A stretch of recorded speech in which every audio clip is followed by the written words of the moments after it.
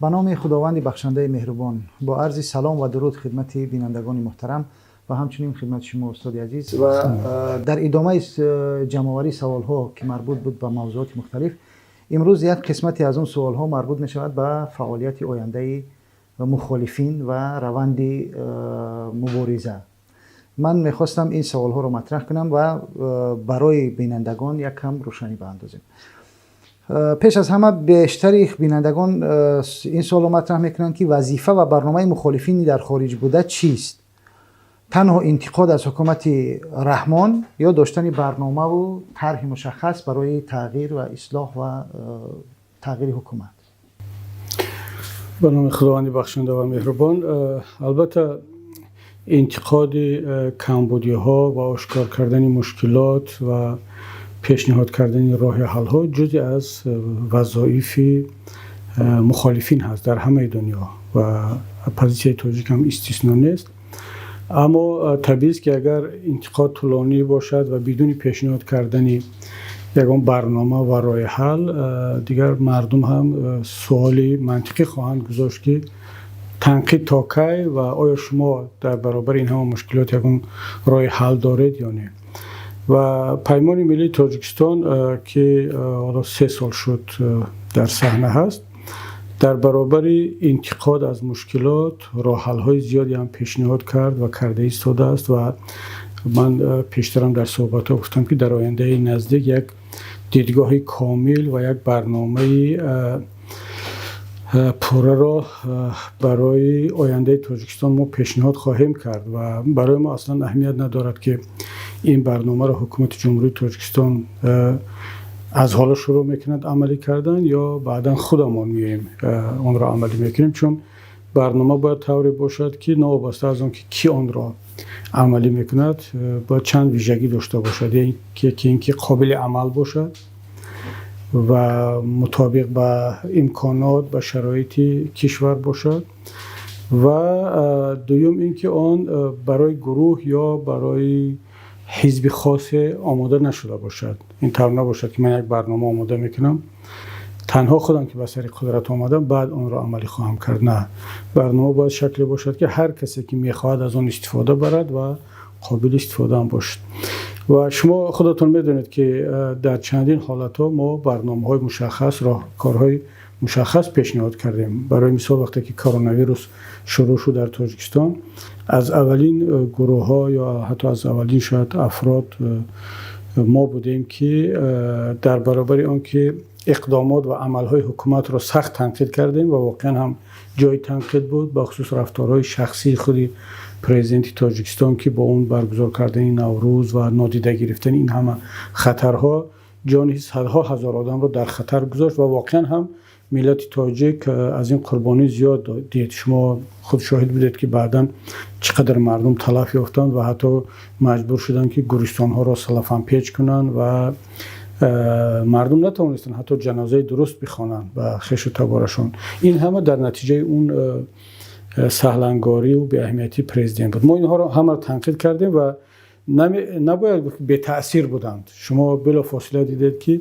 هرچند که حکومت رد کرد در اول، ولی بعدا آمد دقیقاً همون کاری را کرد که ما میگفتیم.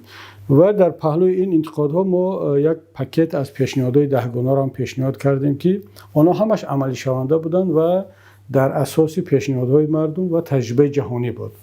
حکومت تاجیکستان بدون آنکه اعلام کند یک قسمی از آنها را شروع کرد به عملی کردن، اما قسمی دیگر را کاملا نادیده گرفت. برای مثال وقتی ما پیشنهاد کردیم که در این شب و روز کرونا ویروس تمام کشورها، حکومت‌ها برای صاحبکاران، برای مردم یک سبکی اقتصادی و انداز اینها را پیش بینی کردند. حتی خودشون به صورت حساب هر شهروند پول ریختن، پول فرستادن و پیشنهاد کردیم که حکومت تاجیکستان همین کارا کند. حداقل راه پولکی دوشنبه خوجند را به پول کند و صاحبکاران را برای 1 سال از انداز آزاد کند تا اینکه اون فشار اقتصادی بالای مردم کمتر شود. به این هم مردم از کرونا ویروس ضررهای زیاد میبینن.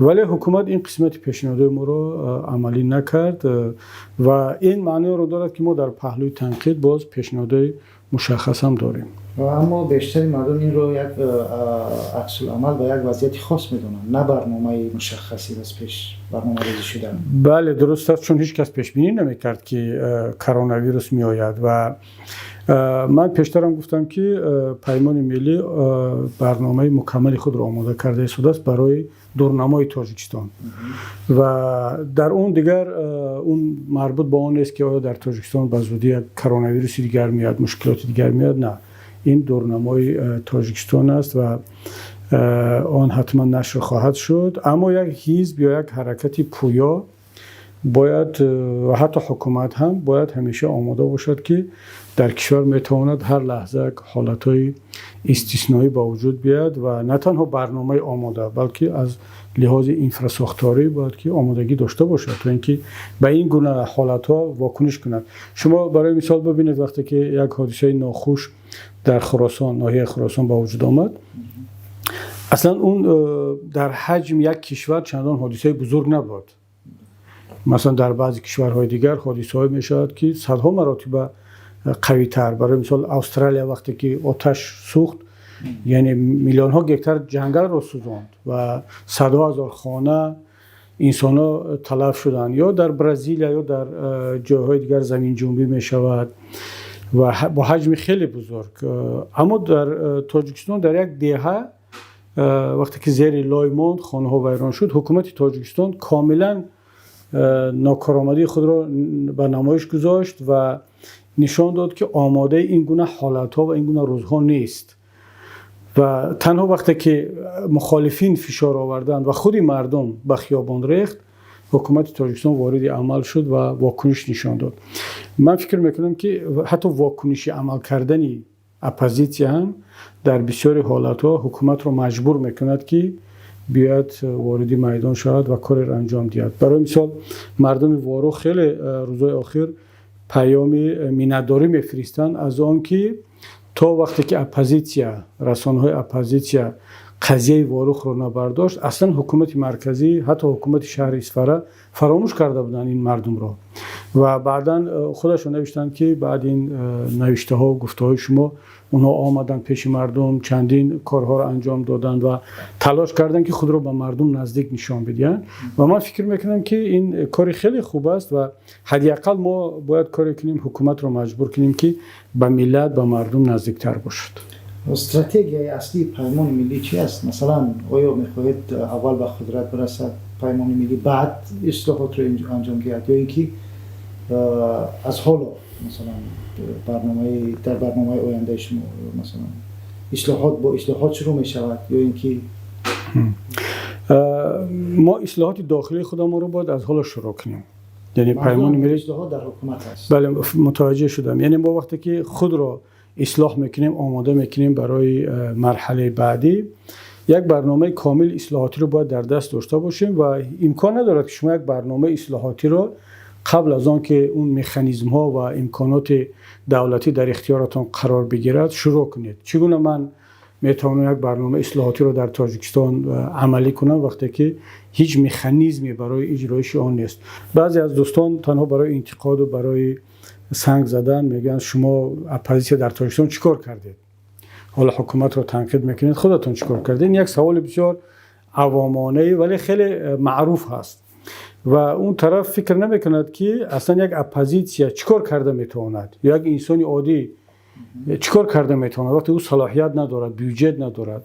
بودجه، صلاحیت‌های قانونی طبق کنستیتوسیا و تمام امکانات در اختیار حکومت است و یک نفر بخواهد هم نمیتواند کاری کردن و این برنامه اصلاحاتی بعد از اون آغاز می شود که حکومت عوض شود و حتی اگر پیمان ملی هم که بر سر قدرت نآمد، هر کسی دیگر آمد میتواند این برنامه اصلاحاتی را بگیرد و مورد استفاده قرار بدهد. چون برنامه اصلاحاتی تنها و تنها در اساس داشتن امکانات پیش از همه صلاحیت قانونی حکومت باید در اختیارات باشد، بودجه در اختیارات باشد و حق داشته باشه که این برنامه اصلاحاتی را آغاز کنی و اما آمادگی را باید همیشه داشت. چون ما از لحاظ نظریوی اگر این برنامه را پخته کرده باشیم و اون با واقعیت‌های تاجیکستان مطابق باشد، و یک برنامه هوایی و مثل بعضی از سیاستمدارا فقط به خاطر آنکه مردم رو از خود راضی کنن میگن که من که آمدم بعدی مثلا یک سال دو سال تاجیکستان به شویتزاری یا کویت یا نروژ تبدیل می شود بدون آوردن کدام دلیل و اساس.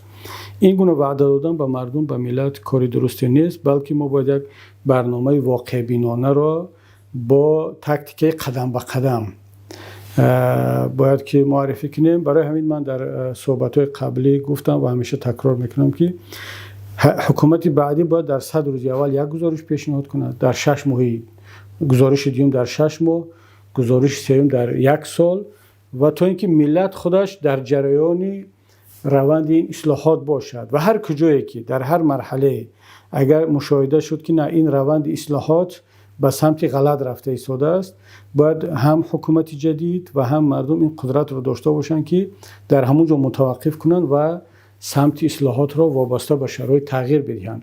چون اگر این پویایی و این با گفت روسا گیبکست در فعالیت حکومت نباشد، همه گونه برنامه خود تبدیل به یک ابسورد می شود، تبدیل به یک داگما می شود و حکومت ها دیگر امکانی بازگشت از اون برنامه یا از راه غلط خود را ندارند. چون که رحمانوف فرمود کرده ایستاده است، یک سیاست را که پیش گرفت 5-10 سال با همون می رود اگرچه خطا هم باشد. مردم، کارشناسان، سازمان های بین المللی از اول هشدار میدهند که این راهی که شروع کردید غلط است، اشتباه است، برگردید.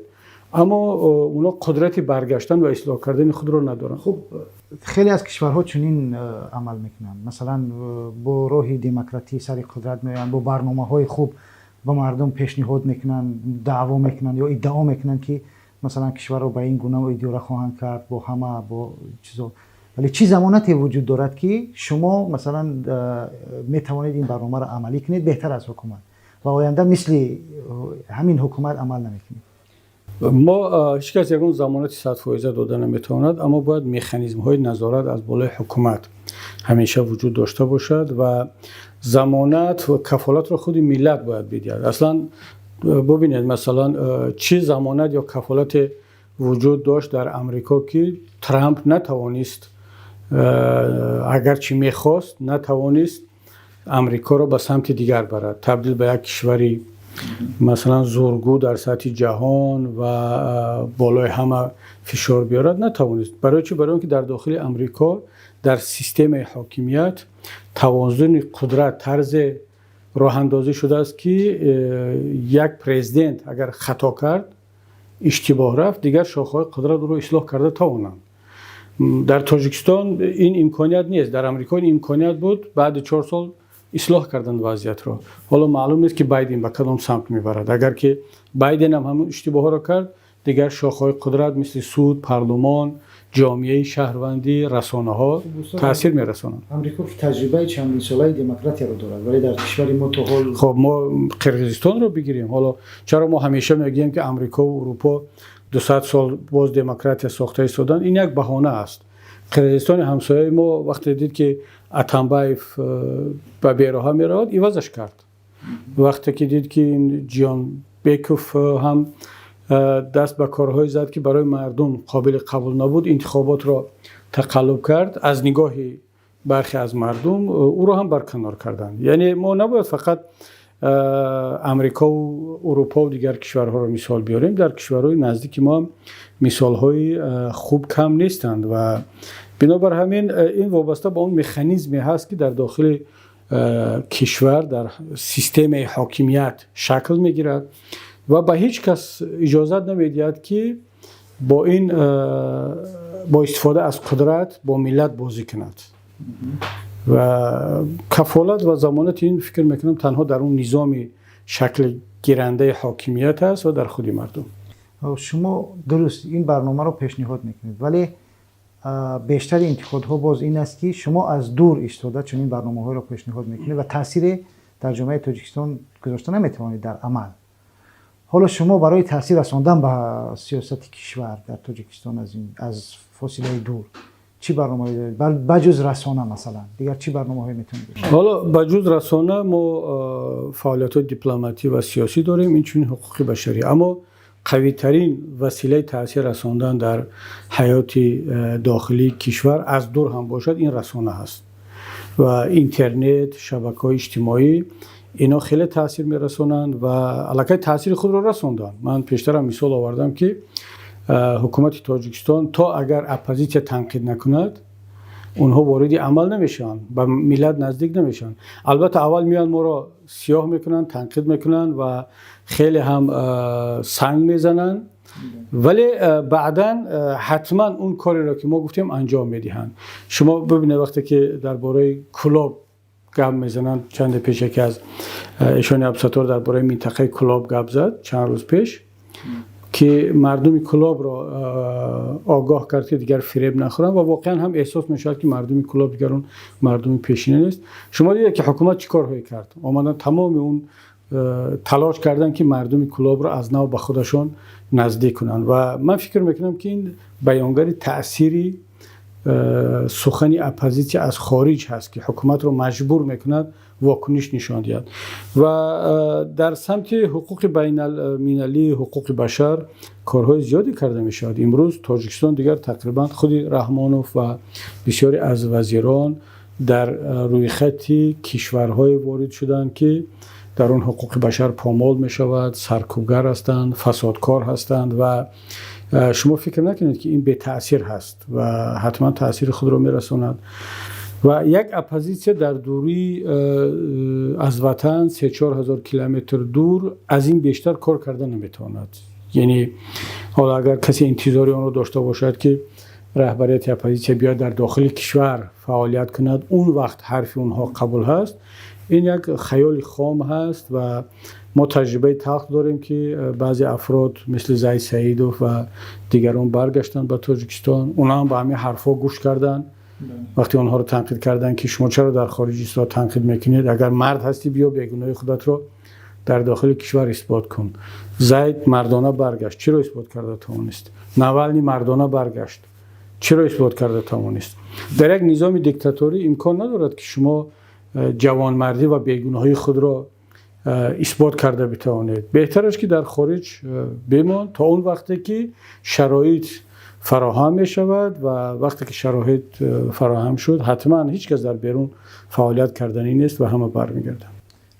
برخی ها بر این باورن که شما از بجای واژه انقلاب از واژه قیام مردمی استفاده میکنید و این رو یک نوع بازی با کلمات میدونن. شما چرا اصلا از حذر میکنید از استفاده کنید؟ نه اصلا من حذر نمیکنم، گاهی کلمه انقلاب هم استفاده میکنم، اما کلمه انقلاب ببینید از لحاظ همچون واژه وقتی ترجمه شده است، مثلا ترجمه همون ریولوسیون روسی یا ریولوشن لاتینی یا انگلیسی هست، اما اصلی کلمه انقلاب از زبان عربی است، از فعل انقلب، یعنی یک انقلاب یا که در زبان عربی یک چیز رو میگن که کاملا برعکس می شود یا سرنگون می شود یا چپه می شود و این رو میگن انقلاب و حتی یعنی برگشتن یک امر به سوی دیگر. اما در زبان فارسی و در زبان تاجیکی این رو به معنای قیام، به معنای خیزش استفاده میکنن، در صورتی که خود عرب ها برای همین قیام کلمه ثوره رو دارن و در زبان انگلیسی، در زبان روسی هم برای قیام مثلا کلمه های دیگر هست، مثال پروتست یا اینکه اپرایزینگ یا کلمه های دیگر هست. و من چرا از کلمه انقلاب کمتر استفاده میبرم؟ چون کلمه انقلاب در مفهوم جامعه شناسی و سیاست شناسی یک کمی آهنگ منفی دارد. درست است در زمان شوروی انقلاب را مثلا بلشویک‌ها انقلاب را یک پدیده مثبت معرفی میکردن و بله در بعضی حالات‌ها انقلاب مثبت است به شرطی که نتیجه خوب بدهد. اما بعدا خود همین کسانی که 70 سال مثلا حکومت رحمانوف مثلا یتیموف اینا هم بلشویک‌ها هستند، اینا که زاده همون انقلاب هستند، تربیت دیده همون ریولوسیون انقلاب هستند، امروز از همین واژه انقلاب میترسن دیگر، این رو منفی نشان میدن، زیرا میگن انقلاب یک خرابی آوردن و همه چیز رو از بین بردن و مثل اینها. بنابر همین من فرق زیاد بین واژه انقلاب و خیزش مردمی یا قیام مردمی نمیبینم. اما از لحاظ کلمه تصور کنید که وقتی که ما در صحبت با یک رسانه عربی کلمه انقلاب رو استفاده میبریم، اون این رو به معنی پیروارات میفهمد، تبادلات. یا در اروپا وقتی که ریولوسیون میگیم، انقلاب وقتی ترجمه میشود، اینها زود یادشون همون انقلاب بلشویکی یا انقلاب‌های دیگر، انقلاب فرانسه و اینها میاد. من فکر میکنم که واژه قیام یا خیزش مردمی معنا را بهتر میدهد به خاطر آنکه مصالحت آمیز هست، خود پیام داخلیش مثبت است و به معنای شکستن و از بین بردن و ریختن نیست، بلکه به معنای خستن و قیام کردن علیه یک ظالم هست، یک دیکتاتور است. برای مثال ما حرکت کاوه آهنگر رو ضد ضحاک انقلاب نام برای بهتر است یا قیام مردمی یا تلاش واسع را، اینا قیام مردمی بودن یا انقلاب؟ من فکر میکنم که اینا قیام بودن، قیام کردن علیه ظلم، ولی به معنای شکستن یک چیز دیگر نیست. ما هم پیمان ملی تاجیکستان و دیگر نیروهایی که در خارج هستند میخواهیم که تغییرات به وجود بیاد، یک قیام شکل بگیرد که نظام دیکتاتوری را از بین ببرد، تغییر بدهد، اما اون دستاوردهای ملت و دولت رو نشکند، از بین نبرد. چون انقلاب باز تکرار میکنم در بعضی از زبانها وقتی ترجمه میشد به معنای کاملا همه چیز رو از بین بردن و از نو کردن. و مثلا شما تصور کنید که انقلاب بلشویکی شد، بلشویک‌ها وقتی که اومدن تمام اون نظام پیشینه رو حتی با وزیران و با رهبران از بین بردن، مهاجر کردند و نابود کردند. مثلا خانواده نیکلای دو رو کاملا قتل کردند و اینتلیجنسیا فرار کرد و این رو نامش گذاشتن انقلاب. ما که این کارو کردنی نیستیم. مشکلی ما فقط یک نفر است و هر کسی هم بعد شما با خانواده‌اش مشکل ندارید؟ نه اصلا. ما ببینید ما با هیچ کس مشکلی نداریم.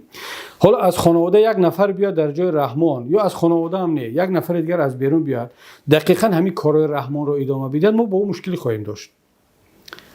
یا شاید که از خانواده یک نفر دیگر بیاید که کاملا دیگه خیر رفتار میکنه. ولی همه میگن که این یک حکومت خانوادگی است. خب بگذار تمام خانواده داریم. در این شکل نیست که الان یک حکومت خانوادگی است و میتواند یک نفر هم بیاید، چی از داخل خانواده چی از بیرون خانواده، اگر او رفتارش بهتر بود ما به رفتار او بها میدهیم. مثلا کی میدونه شاید از داخل همین خانواده یک شخصی واقعا هم سالم عقل با رفتار درست منفعت‌های ملی را میشناسد و همه ملت را جزء ملت میداند، همه قشرها را، اپوزیسیا را، در خارج بوده ها را، مهاجری را. چرا ما فقط بگیم که این جزء خانواده بود، این فرزند خانواده بود و تمام ما دیگر با این دشمنی داریم؟ نه، اصلا این ممکن نیست. و از یک خانواده بد میتواند یک نفری سالم به میان بیاد، برعکس از یک خانواده سالم میتواند یک نفری ناسالم به میان بیاد. بنابراین همین البته اون تجربه که ما داریم میبینیم دیده ایستادیم از رفتار امروزه دیگر اعضای این خانواده که در قدرت هستند هیچ بوی امید نیست. یعنی این رو باید آشکار بگیم که از اونها از خودشون تا امروز یک پیام به مردم به ملت نشان ندادن که اینها میتوانند در آینده یک انسان‌های سالم، رهبرانی سالم باشند که همه ملت را جز این روندی دولت داره بدانند. اما شاید منتظر هستند، کی میداند که در فکر آنها چی میگذرد. بنابر همین ما به عمل و رفتار آنها بها میدهیم و مناسب با اون واکنش خواهیم کرد، نه با اون که اون فرزندی که هست تو عضو خانواده است. مثلا در همین شب و روز اگر حکومت تغییر کند و مثلا این خانواده معلوم است اکثریت منصب ها امکانات اقتصادی در اختیار یک خانواده است، تکلیف اون خانواده و ثروتش چی میشه؟ و شما با اونها کاری ندارید؟ مثلا فکر میکنید اونها باید همین رها شوند همین خیر؟ نه، چرا؟ مثلا شما تصور کنید که این خانواده در نتیجه یک قیامی مردمی از قدرت می رود.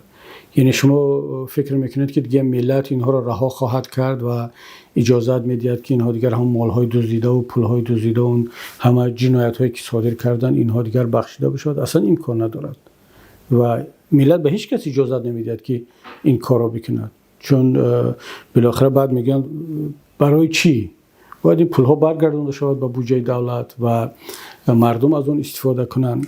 آنها برای این جنایت هاشون باید جواب بگن.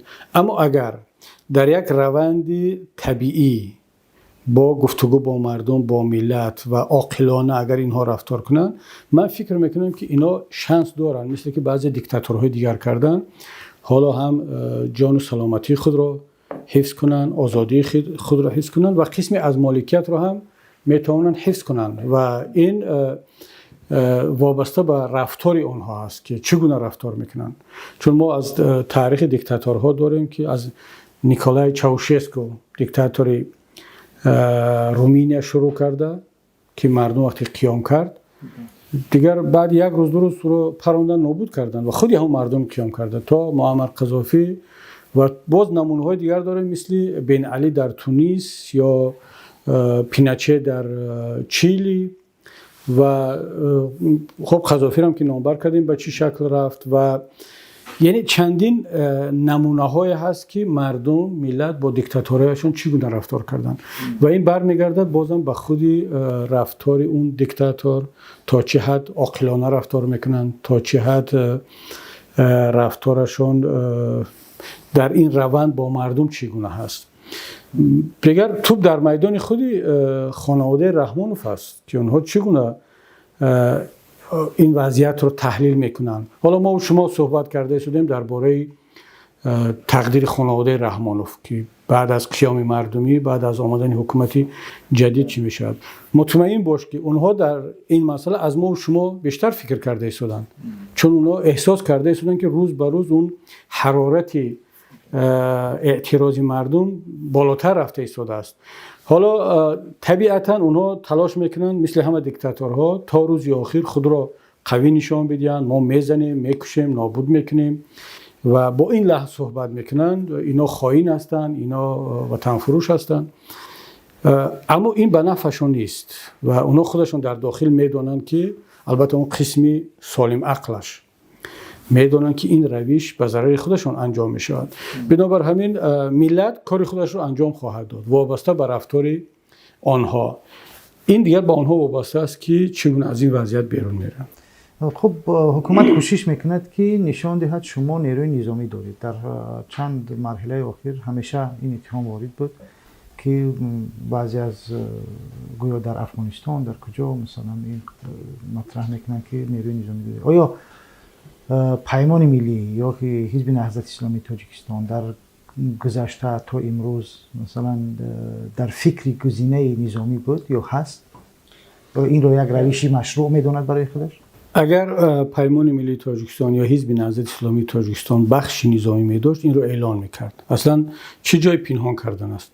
بسیار از ملت ها، بسیار از حالت های هست که مردم مبارزه نظامی را برای دفاع از جان خود، از مال خود، از اون دستاوردهای خود، از وطن و از ملت خود مجبور میشن دست به نیروی نظامی بزنن و در چارچوب قانونی بین المللی و این قبول شده هست. مگر در سوریه یک قسمی از مردم دست به سلاح نزدن یا در جاهای دیگر و جامعه بین المللی با آنها چگونه مناسبت میکند؟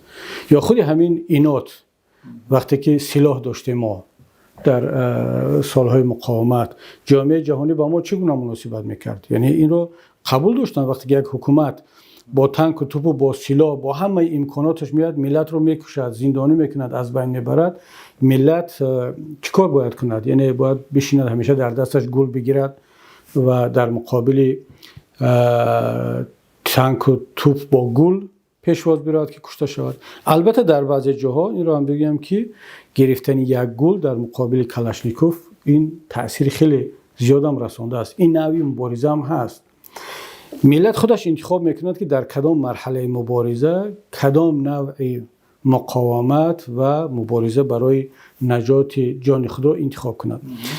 زمانی بود که اپوزیسیون تاجیک دست به سلاح زد دیگه، چون علاج نبود در اون منطقه‌ای که ما و شما قرار داشتیم، در افغانستان در مرز. اما الان در همین شب و روز هر یک سیاستمدار عاقل و هر یک رهبری که میخواهد به پیروزی برسد امکان ندارد که در همین مرحله دست به سلاح بزند و این دیگر کاملا مشخص است. این ببینید، من نمیخوام از خودم یک کبوتری صلح بتراشم که گویا اون سلاح مبارزه میبرد. نه، چرا؟ سلاح برای چی استحصال میشود؟ اصلا سلاح برای چی استحصال شده است؟ مردم در اروپا، در امریکا، در همه دنیا مردم در خانهشون سلاح نگه میدارن، قانونی خریدن برای آن که خود را دفاع کنن از دیگران. اما استفاده قانونی سلاح اینجا خیلی مهم است، نه استفاده غیر قانونی و خشونت آمیز برای توسط سلاح بالای دیگران ظلم کردن. نه، این اصلا قابل قبول نیست. ما در این مرحله تصمیم گرفتیم که رو به سلاح نیاریم و از مبارزه مسلحانه دست بکشیم، برای که این بر ضرر ملت است. از نوع جنگ داخلی را دامن میزند و ممکن دیگر کنترل نشود و بعدا خود منطقه ما، شرایطی که ما در اونجا هستیم، بخصوص ما که در اروپا هستیم، امکانیت ندارد که شما از این نوع مبارزه استفاده برید، حتی اگر در چارچوب قانون‌های بین‌المللی هم باشد. بنابر همین پیمان ملی تاجیکستان و حزب نهضت، دیگر نیروهای مبارز به طور آشکار اعلان کردند و خیلی ما رو تنقید هم میکنند. بعضی جوانان پرغیرت تاجیک که شما با این رسانه و با این فعالیت‌های دیپلماتی و سیاسی در مقابل یک دیکتاتوری که با چنگ و دندانش مسلح است، از روسیه و از چین و از همه جا کمک میگیرد، شما از دستتون هیچ کار نمیاد. ما میگیم نه، حتما تاثیر دارد، حتما با این روش هم پیروز خواهیم شد. اما در شرایطی که بعد اون طرف آمد بالای ملت ظلم کرد و دست به کشتار ملت خودش زد، به پراندن زد، ملت که دیگر خودش میدوند باید چی کار کند. خب حالا رابطه شما با انصارالله چی است که بیشتر اتهام زده می شود که شما با انصارالله گویا بازوی نظامی نهضت است و در افغانستان نیرو دارد؟ نهضت اسلامی تاجیکستان هیچ رابطه نه سیاسی، نه نظامی، نه حتی فکری با انصارالله و دیگر گروه های مسلحی که در افغانستان یا در دیگر نقطه‌های دنیا هستند هیچ رابطه ندارد و این را همه میدونن، حتی خودی حکومتی هم میدونن که مؤسس انصارالله داملا امرالدین تبر، خدا رحمتش کند، یک زمان جزئی نهضت اسلامی تاجیکستان بود، از افراد نهضت بود، در مقاومت در سالهای اول شریک بود. اتفاقا من ایشون رو دیده بودم، میشناختم. در سوخوز تلمانی شهری وحدت زندگی میکرد، چون ما نزدیک بودیم. سالهایی که در تکنیکوم میخونده با برادری من دوست بود. یک انسان بسیار حلیم، خوش چهره و خوش اخلاقی بود. اصلا کسی فکر نمیکرد که بعد او تبدیل به مثال رهبر یک جریان مسلحی میشود ولی بعدا او جدا شد از بدن نهضت، رفت پیروی از اندیشه و فکرهای گروه هجرت و تکفیر کرد که غالبا در مصر رهبرانش بودن این گروه رو و در اونجا به نظرم چند سال تحصیل کرد و بعدا برگشت و با این روش مصالحت آمیز و روش معتدل مبارزه نهضت اختلاف پیدا کرد و رهبران نهضت رو، استاد نوری رو، استاد همزه رو متهم به آن میکرد که از راه جهاد برگشتن یا جهادی اصلی را کنار گذاشتند و با راه مصالحه و گفت و شنید و سازش با این دیکتاتورها و به اصطلاح خودشان مشرک و مرتدها میخواهد پیش بروند و این راه را غلط میدونست و گروه خود را تأسیس داد. یک عده از بچهای جوانان تاجیک را هم با خود برد و تا امروز هم اونها هستند و شما میدونید که حتی چندین نوارهای ویدیویی آنها پهن کردند بر مقابل من با همین کلمه‌ای که ما را حکومتی ها استفاده میبرند، مثل نمیدونم مرتد و کافر. اینها اتفاقا دامله‌های حکومتی هم این کلمه رو زیدی من استفاده میبرند. اونها هم با همین ویدیوهاشون علیه ما صحبت میکنن، زیرا وقتی ما درباره دموکراسی صحبت میکنیم، وقتی میگیم که آینده در تاجیکستان باید یک نظام دموکراتی جاری شود، اینا رو کفر میدونن، شرک میدونن و ویدیوهای مخالف مقابل ما صادر کردن. پس چگونه میشه وقتی که از لحاظ فکری ما با هم نزدیک نیستیم بلکه در مقابل یکدیگر هستیم، باز ما ارتباط نظامی اینا داشته باشیم. من حتی بعضیشون هم طوری که اونا میگن که اگر ما که بیایم در تاجیکستان و به قدرت برسیم، ولی قبل از رحمانوف شاید کبیری رو از بین ببریم. و اونها جدی هم میگن، چون خیلی با ما اختلاف نظر دارن در مسئله ها. من شخصا خودم اونها رو حالا هیچ حکمی نخواهم کرد، اصلا این عادت رو ندارم که کسی را حکم کنم، برخلاف اون که مرا زیاد حکم میکنن. اما فکر میکنم که اونها با راه غلط رفتن و کم نیستند. این گروه ها در عالم اسلام خیلی زیادند و مشکلات زیادی رو به وجود میارن. برای مثال ببینید داعش چی نتیجه به بار آورد، یا القاعده یا بوکو حرام در افریقا. اینا هم همون جوانایی هستند که با حماسه دارن، انرژی دارن و خیلی با یک تعصب وارد میدان میشوند و متاسفانه دشمنان اسلام از آن جمله در تاجیکستان هم از این گروه ها استفاده میبرند.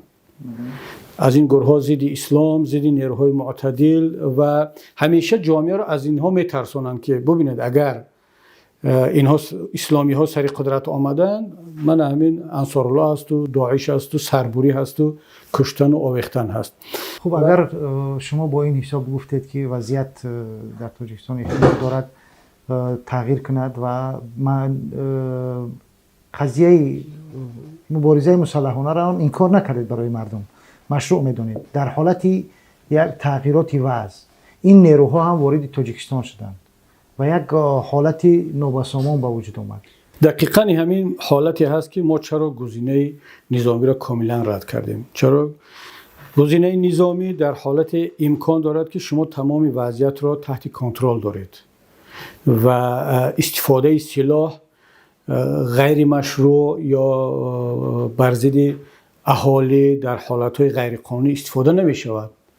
اما در شرایطی که ما هستیم، در منطقه ما هستیم، کنترل این روند مبارزه نظامی خیلی کار دشوار است و دقیقاً ما ترس ما هم از همین است که بعد کسان دیگر، دایره های دیگر، گروه های دیگر که گاه پنهان هستند و گاه آشکار، اینا وارد قضیه میشن و تاجیکستان رو از نو به یک سوریه یا لیبی دیگر تبدیل میدهند و وگرنه اون جنایت هایی که رحمانوف کرده ایستاده است ضد ملت، یعنی هر کسی دیگر هم میتوانست با غیرت اون ناموسی که دارد بگه چرا من به مثل جواب ندهم. و ملت تاجیک هم ملت بی غیرت نیست و جوانان پرغیرت و مبارز خیلی زیاد دارد و بارها این رو اثبات کردند و رحمانوف هم خوب میداند غیرت و همت جوانان تاجیک را. اما مسئولیت در پیش ملت، در پیش کشور، در پیش آینده این نسل‌های بعدی خیلی بزرگ است و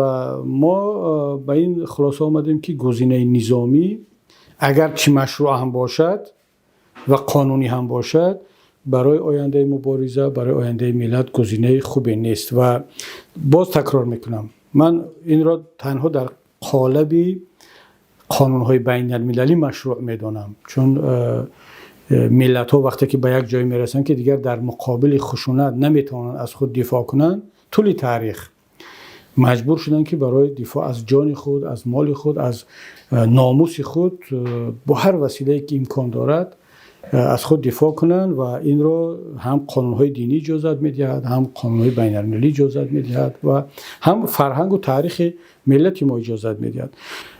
و ملت هم باید همیشه آماده باشد که در صورتی که حکومت مرزها را عبور می‌کند، دست به کشتار مردم می‌زند، در اون روز قیام مصالحت‌آمیز، قیام مردمی، باید مردمی جسور، جوانان جسور ملت باید امکانیت و شرایط دفاع از خود را داشته باشند.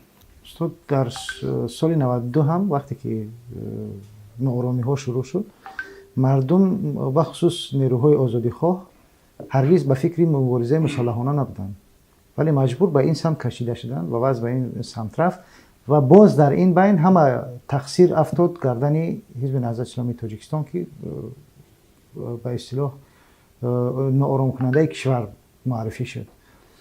حالا در این مرحله هم وقتی شما به قیام دعوت میکنید، فکر نمیکنید که دوباره همین وضعیت به وجود بیاید و باز هم تقصیر به گردن حزب نهضت اسلامی تاجیکستان یا نیروهای اسلامگرا یا نیروهای اسلامی حداقل بیافتد و اونها مقصر دانسته شوند.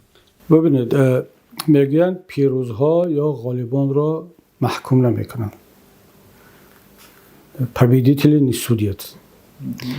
اگر اپوزیسیا نهضت در همون قیام اولش خوب رفتار میکرد و پیروز میشد، همونطوری که رحمانلوف خود را پیروز اعلان میکند و تمام عیب را بر دوش نهضت و اپوزیسیا و مردم بار میکند و خودش را یک آدمی بیگناه گویا که از آسمان فرو آمد و همه داشتن با هم جنگ میکردن و از آسمان آمد و همه را صلح آورد و دیگر طرف ها را خاموش کرد، در صورتی که لوکاشنکو خودش میگوید که با پولمیات وارد دوشنبه شد، با تانک و توپ خارجی وارد دوشنبه شد.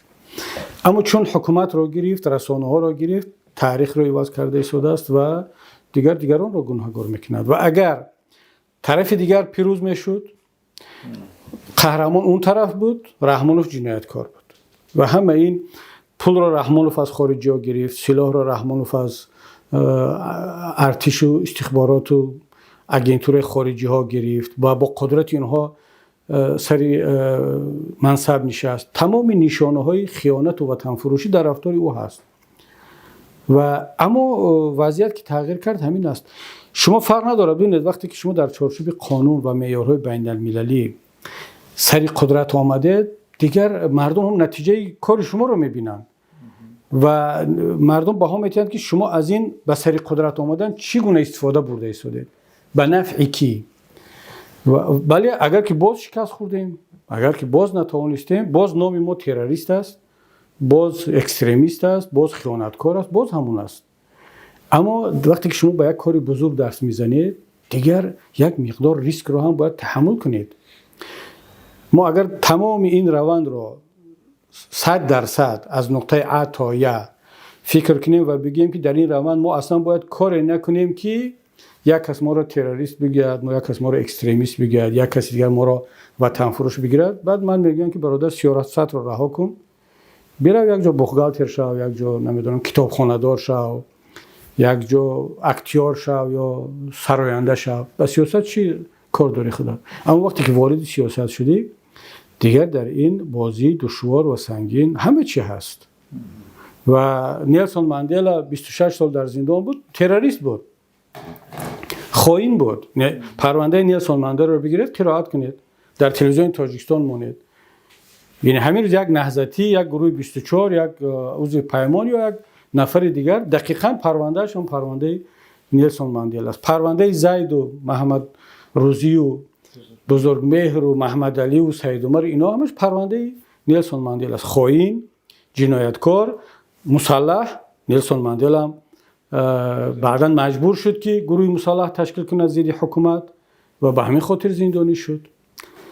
و اما وقتی که پیروز شد، نیلسون ماندلا هم جایزه دار نوبل و هم نوبل که پرمی گرفت، هم پرزیدنت آفریقای جنوبی شد و همچنین قهرمان ملی است. الان دیگر حضرت عیسی پروندهش چگونه بود وقتی که او را گفتن که چهارمیخ کنن حاکمان زمان و ملاهای زمان و چی خیانت را حکم برآوردن؟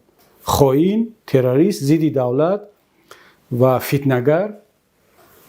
یعنی پیامبر را وقتی که این گونه حکم میکنن، خب دیگر با انسان‌های عادی چی است؟ بنابراین در سیاست از این چیزا ترسیدن در کار نیست که یک کس شما رو تروریست میگه. مهم که شما خودتون رو کی حس میکنید و هدفتون چی است. من مسائل رو همین گونه میبینم. یعنی فکر میکنید وضع به جایی میرسد که ناآرامی در کشور دوباره با وجود بیاید و در این حالت اداره کشور میتوانید اداره کشور رو در دست بگیرید و کنترل کنید چون وضعیت رو؟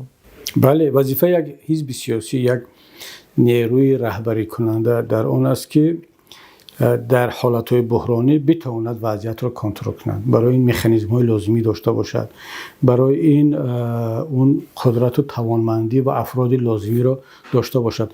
چرا من مخالف قیام مردم در روز 21 مارس برآمدم؟ اولش که این از ما نبود و نمیدونستیم که اعلان کرده است. دوم اینکه حالا قیام هم شد، حالا هر حالتی هم شد و بالفرض رحمانوف رو هم از قدرت دور کرد مردم. بعد چین روند رو کی مدیریت میکند؟ کیا هستن؟ رحمانوف کاری کرده است که در داخل کشور الان در همین شب و روز تمام جوانمردان، تمام انسان‌های با غیرت رو نابود کرد، یا زندانی کرد یا کشت. هیچ کس حتی در داخل حکومت در ولایت‌ها آماده نیست بگوید که من میتوانم کشور رو مدیریت کنم. هیچ کس جرئت نمیکند.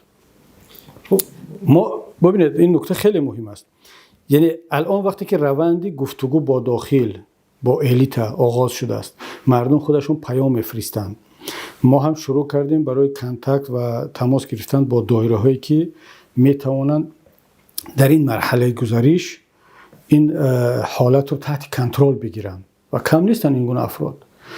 و وقتی که به اون نقطه رسید، از یک طرف هم ملت برای یک قیام واقعی آماده شده است، از طرف دیگر نخبگان سیاسی، نظامی، نخبگان اقتصادی و نخبگان مردمی که در بین مردم آبرو دارند، اینا در یک توافق وقتی به این نتیجه میرسند که نباید کشور را هم در اختیار رحمانوف نگه داشت و هم تبدیل به یک سوریه و لیبیا یا افغانستان دیگر کرد.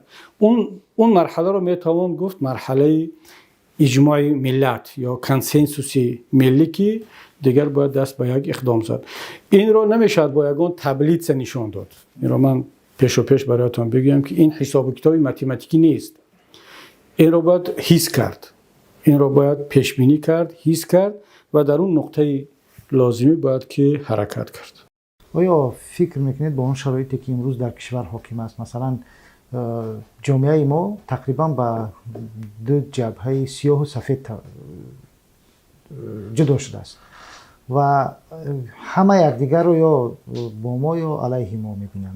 در چنین شرایطی آیا این یک زمینه همون شدیدتر شدن بحران و از کنترل خارج شدن نیست؟ ببینید حکومت تلاش کرد و امروز هم تلاش کرده ایستاده است که جامعه را به همون سیاه و سفید تقسیم کند و نگه بدارد، اما وضعیت نه همون طوری هست که حکومت میخواهد. تا 2-3 سال پیش بله همین گونه بود. از سال 2015 تا 2018 شاید 19 حکومت توانست جامعه را به دو قسم جدا کند که سیاه است و سفید. ما سفید، دیگران سیاه. در این بین دیگر ملت نیست، وجود ندارد. اما الان نه، وضعیت اینطور نیست.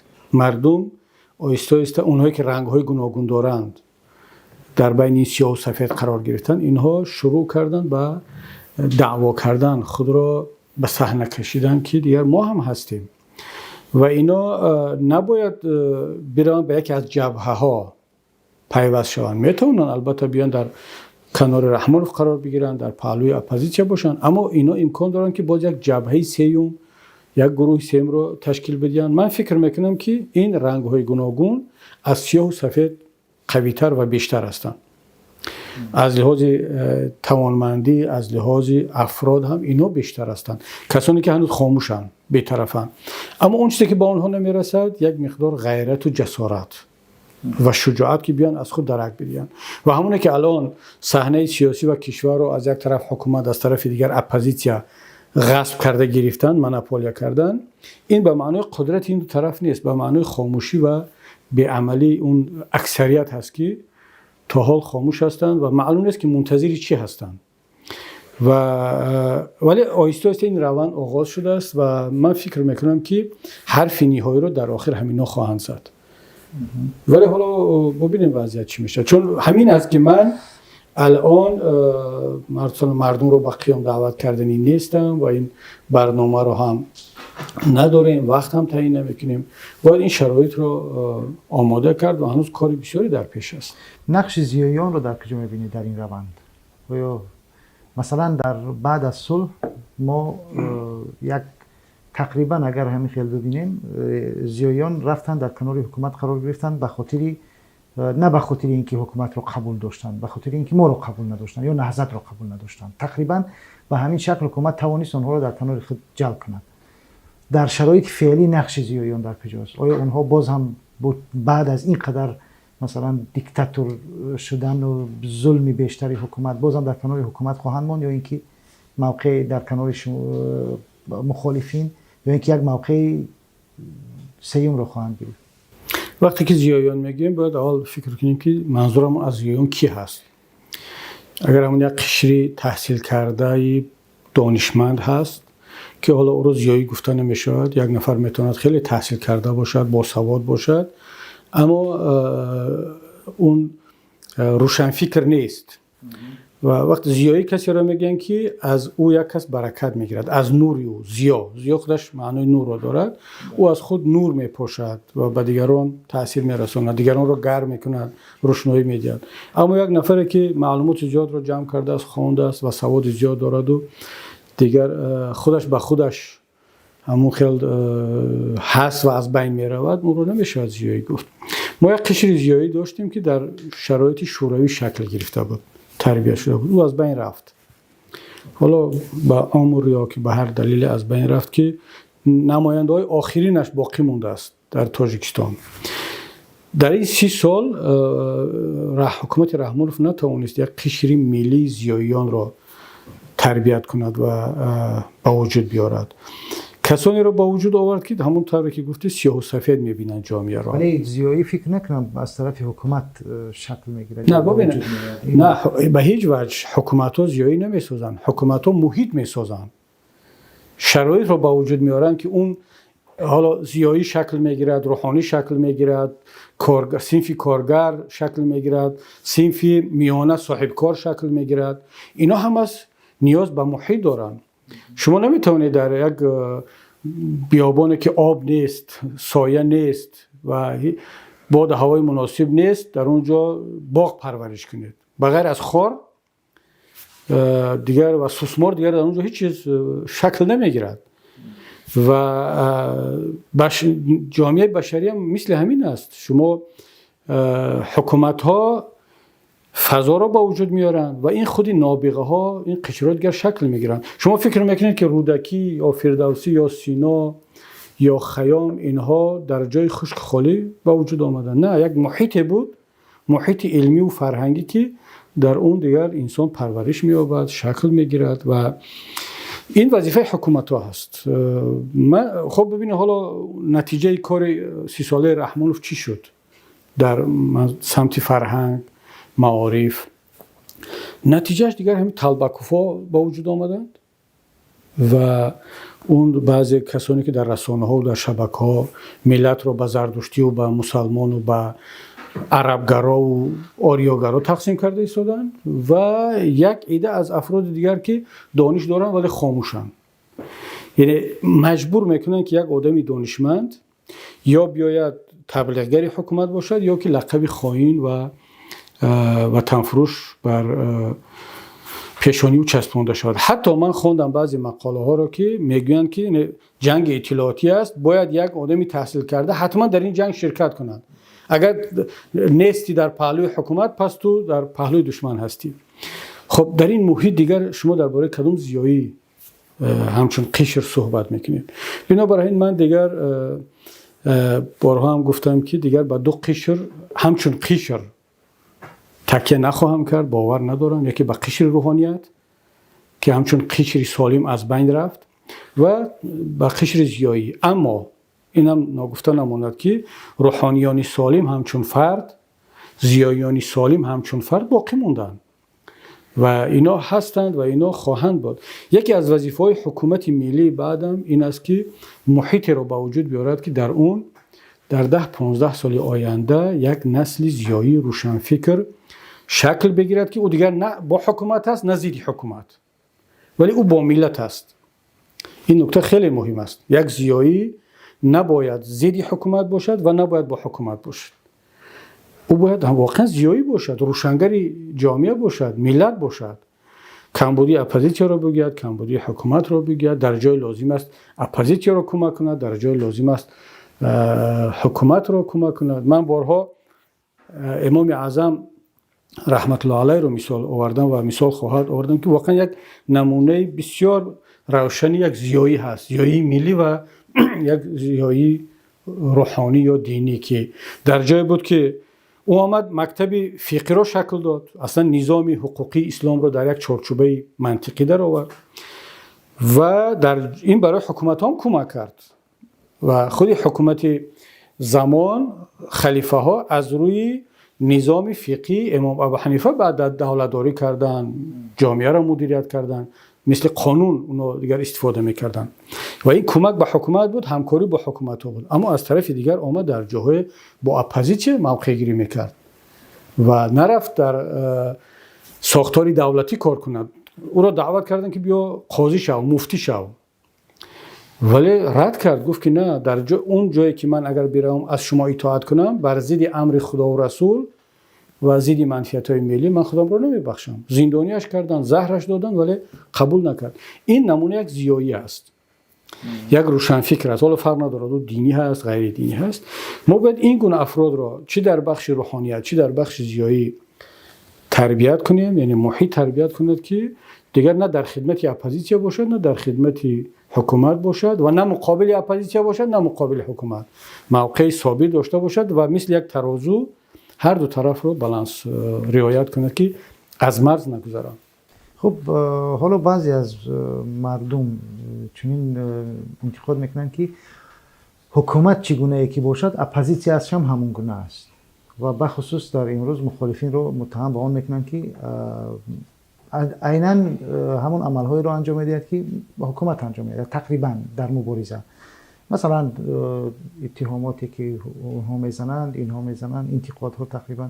شما فکر میکنید بین حکومت مخالفین باید چگونه مقایسه شود؟ با چی باید مقایسه کند مردم بین حکومت مخالفین؟ ببینید بحث خیلی جالب و دشوار هم هست که آیا اپوزیسیا از حکومت قوی تر باشد، بهتر باشد؟ اصلا امکان ندارد که یک اپوزیسیا از حکومت قوی تر باشد. حالا من بهترش رو کنار مونم، چون حکومت است، قدرت دارد، ارتش دارد، پول دارد، تمام وسیله ها رو دارد.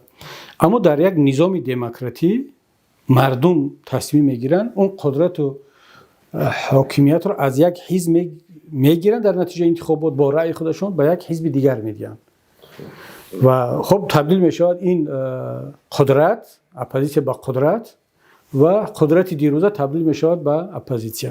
اما در شرایطی که ما هستیم و انتخابات اصلا تاثیر ندارد و این یک صحنه سازی بیش نیست، معین کردن اون که از لحاظ سیاسی قدرت مردمی کی بیشتر است خیلی دشوار است. هر کس دعوا میکند. حکومت رحمانوف میگه که من محبوبیت بیشتری مردم رو کسب کردم، اپوزیسیا میگه که من کسب کردم و هیچ کسی رو معین کردن نمیتواند که کدام راست میگه کدام دروغ. اما کدام بهتر عمل میکند این مسئله دیگر است، یا کدام اخلاقی تر عمل میکند. من بارها در این باره گفتم و باز تکرار میکنم که حکومت ها محیط رو با وجود میارن و همون روش مردم رو، فرهنگ مردم رو سمت میدهند. ببینید تا وقتی که حکومت تاجیکستان این افشاگری ها و نوارهای فحش و شهوانی رو در رسانه ها و شبکه ها پهن نکرد، در جامعه تاجیکستان اصلا در این موضوع صحبت کردن حرام بود، اوبال بود، تابو بود و مردم با هیچ کس به خود اجازت نمیداد، نه حکومتدار، نه اپوزیسیا، نه مردم عادی، نه رسانه ها که در این باره صحبت کنند. چون ملت تاجیک طول تاریخش هزار ساله ها نسبت این موضوع خیلی حساس بود.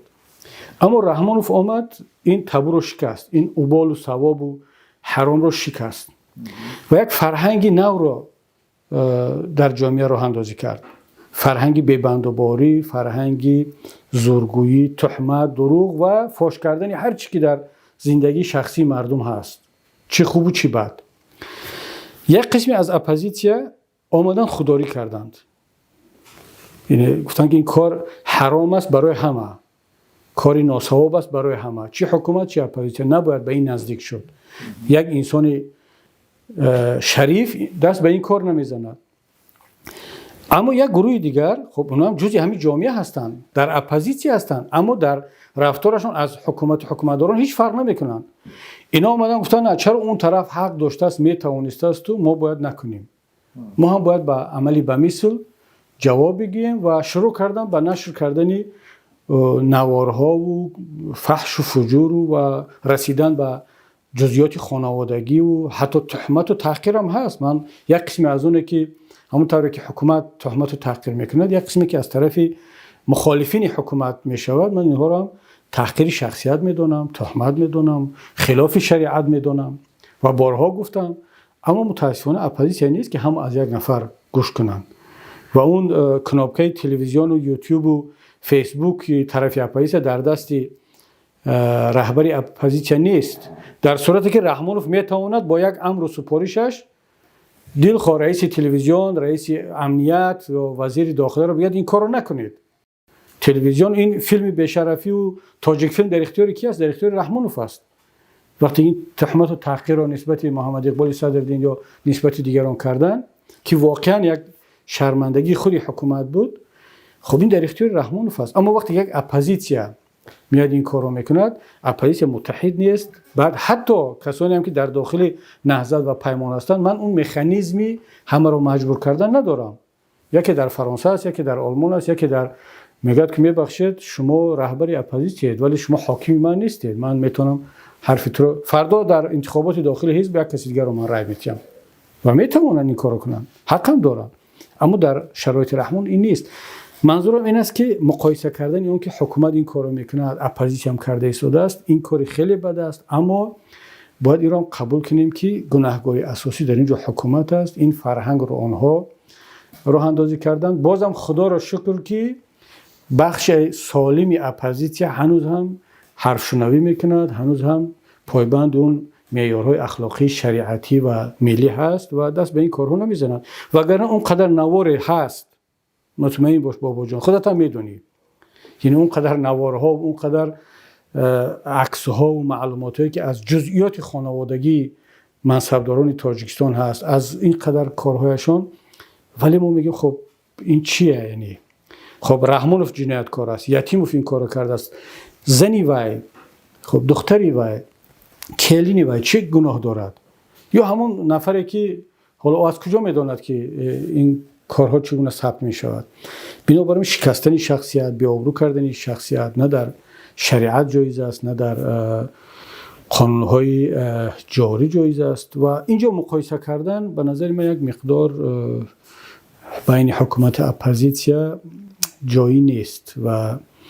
ولی من بازم میگویم که حکومت در اینجا گناهکار است و دعوت میکنم از بخشی از همه اپوزیسیا که دیگر دست بکشن از این کار و مبارزه رو با راه‌های دیگر، با راه‌های قانونی، با راه‌های اخلاقی پیش ببرند و حتما پیروز خواهند شد. آیا در همین مرحله بعضی از انتقادها هم همین است، وقتی که چنین جواب گفته میشه میگن شما وقتی که نمیتوانید یک نیروی خوردی اپوزیسیونی رو اداره کنید، فردا حکومت رو چگونه اداره میکنید با این شکلی که مثلا امروز توجیه میکنید؟ ببینید از طریق حکومت اداره کردن جامعه خیلی آسان است. هر کسی که اپوزیسیا رو مدیریت کرده بتواند 50% او هر حکومت رو اداره کرده میتواند. شما در حکومت باز تکرار میکنم بودجه دارید، پلیس دارید، پروکراتور دارید، سود دارید، زندان دارید، مکانیزمی جزا دادن و مکافات دادن دارید. در تمام حکومت ها در تمام دنیا این هست و اصلا خود حکومت، خود دولت رو بشریت به همین خاطر به وجود آورد، اختراع کرد که همین مسئولیت ها رو انجام بدهد. اما شما وقتی در اپوزیسیا هستید، شما در یگان مکانیزم در اختیارتون نیست غیر از صحبت، غیر از سخن. شما چگونه میتوانید مردم رو اداره کنید، مردم رو کنترل کنید؟ من یادم هست یک نفر در دوشنبه بودیم، یکی از دوستان تصادفاً در یک از جلسه‌های حزبی شرکت کرد، در حزب نهضت آمد شرکت کرد، حالا نمیدونم به حیث کارشناس دعوتش کرده بودیم که در نزد ریاست صحبت کنه، سخنرانی کند و بحث و سوال و جواب شد. کدام یک موضوع بود یادم نیست. بعد وقتی جلسه تمام شد و سر یک پلاچه می نشستیم، گفت که من به خلاصه آمدم که هر کسی حزب نهضت رو مدیریت کرده تواند با این گوناگون اندیشی، با این فضا، با این گونه بحثی که در داخل شما هست، هر خیل حکومت رو هم اداره کرده میتونن. یعنی حکومت رو اداره کردن یعنی چی؟ حالا در رحمانوف دلخواه وزیر رو میخزاند، تحقیر میکند، جزا میدهد، از جلسه پیش میکند، زندانی میکند، دلخواه نفر رو یعنی غیر قانونی هم بعضا رفتار میکند و با این شکل حالا به حساب خودشون که جامعه رو اداره کرده ایستادن. اما اپوزیسیا چیکار کرده میتونن؟ شما هر یک نفر رو زاره میکنید، تولا میکنید. حتی در همین اپوزیسیای ما، در نهضت ما هم نه اینکه حالا میگن که کبیری دیکتاتور هست. بعضی نفرها یک سال در جلسه ریاست شرکت نمیکنن و باز تنقید هم میکنن، باز توقع دارن که او را بیای التماس کنی، زاره کنی و او خوش آمد بگویی و حالا این نمود دیکتاتور را داریم ما. در ما دیکتاتور برعکس است. ولی با وجود این هم حالا مردم اداره شوندن، اداره کرده ایستادیم و ولی این طور نیست که کاری آسان باشد. اما من نظرم این است که باید شخصیت ها اداره نکنن، نه در حکومت نه در اپوزیسیون. باید قانون و معیارها اداره کنن. یک نظام شکل بگیرد که قانون همه را اداره کنند. حالا بالفرض رئیس نهضت را اداره میکند، رحمانوف حکومت را. این دو نفر رو کی اداره میکند؟ سوال این است، این دو نفر رو کی باید اداره کنند؟ حالا ما رو در ریاست و در جامعه داریم نفرایی که خیلی خوب اداره میکنن، تنقید میکنن و سخت میگوین ولی رحمانوف رو کی اداره میکند؟ اصلا هیچ کس. نه در پیش خدا جوابگار است، نه در پیش قانون، نه در پیش پارلمان، نه در پیش ملت. من فکر میکنم که مسئله اداره کردن، حالا اگر زمان شورای میگفتن که هر یک چوب رو بیار رایکوم ناحیه‌مون اداره کرده میتونه. چرا؟ برای که سیستم شکل گرفته بود. دلخواه نفر رو میبردن رایکوم، رئیس پالکوم میموندن، از طریق اون نظام او اداره میکرد. اما در یک جامعه دموکراتی، در یک جامعه آزاد، مدیریت کردن مردم خیلی کار دشوار است. شما نمیتونید با اون اصول دیکتاتوری بیاید مردم رو بترسونید، داغ و پوپیسه کنید، تحقیر کنید. این مردم است که شما را مدیریت میکنن و دیکتاتور هم از دموکراتی به خاطر همین میترسن که در یک نظام دیکتاتوری اداره کردن مردم کار بسیار دشوار است. اما در یک نظام دیکتاتوری شما میتونید راحت مردم رو از قانون بترسونید، از زندان بترسونید، از بی‌آبرو کردن بترسونید. خب به عنوان سوال آخر استاد، شما نیروی مخالفین رو برای موفقیت و پیروزی کافی میدونید؟ نیروی خود مخالفین رو به تنهایی نه، اما من نیروی مردم رو کافی میدونم. مخالفین وقتی پیروز میشوند که بیاین به بدن ملت بچسبند، جزئی از ملت شوند و این ملت رو رهبری کنند، پیروز میشوند. اما هیچ نیرو، حتی حکومت ها و اپوزیسیون هم بدون ملت از دستشون هیچ کار نمیاد. قوی ترین اپوزیسیون به ملت، به مردم هیچ کاری کرده نمیتونه. من پیروزی رو، من قدرت رو، توانمندی رو تنها در پیوستی فرهنگی، فکری و سیاسی با مردم، با ملت میبینم و حالا کارهایی که ما هم کرده ایستادیم این تنها به خاطر مردم و ملت است. یک وقتایی بود که حالا مردم میگفتن که بیایم ما خود را قوی کنیم، خود را بسازیم. ولی خودت را بساز، قوی کن. بعد چی؟ وقتی از ملت جدا باشی، از آرمان‌های ملت، از دین ملت، از فرهنگ ملت، از خواسته‌های ملت، از زندگی روزمره ملت اگر دور باشی، دیگر تو ضعیف هستی. تو تکیه به قدرت میکنی، تکیه به ارتش و پلیس میکنی، چقدر که الان رحمانوف میکند، تکیه به سلاح خارجی، به پلیس، به امنیت، به پروکراتورا میکند. چرا؟ برای که با مردم نیست، با ملت نیست. استاد، یک سوال دیگر از این سوال با وجود آمد. حالا مکانیزم با مردم بودن چی است؟ چگونه باید با مردم بود و چگونه اپوزیسیون میتواند مردمی شود، با مردم شود، مردم رو در کنارش داشته باشه؟ خیلی ساده هست. اون کاری رو باید کرد و اون مسئله رو باید برداشت، طرز باید مدیریت رهبری کرد که به منفعت‌های ملت سازگار هست. نه اون چیزی که مردم میگویند. این نکته خیلی مهم است که یک رهبر نباید همون چیزی که مردم میگویند انجام بدهد. اما بعضا یک 5% ملت مسئله گذاری میکنند، صحبت میکنند، بیشتر همونایی که فعال هستند. اما نیازهای ملت، خواسته های ملت، اونا پنهان، نهفتن، در درون خانه ها هست، در زندگی اقتصادی هست، در بین مهاجرین هست. اگر یک اپوزیسیون، یک سیاستمدار اینها را بشناسد، با اینها نزدیک باشد و بداند که ملت چی میخواهد و خود را به این مطابق کند، در اون وقت هم پیروز است، هم قوی است و هم موفق خواهد شد. حتی اگر به قدرت هم نرسد، بالفرض به قدرت هم نرسد، اون قدرتی مردمی و اون نیرو رو در خود خواهد داشت.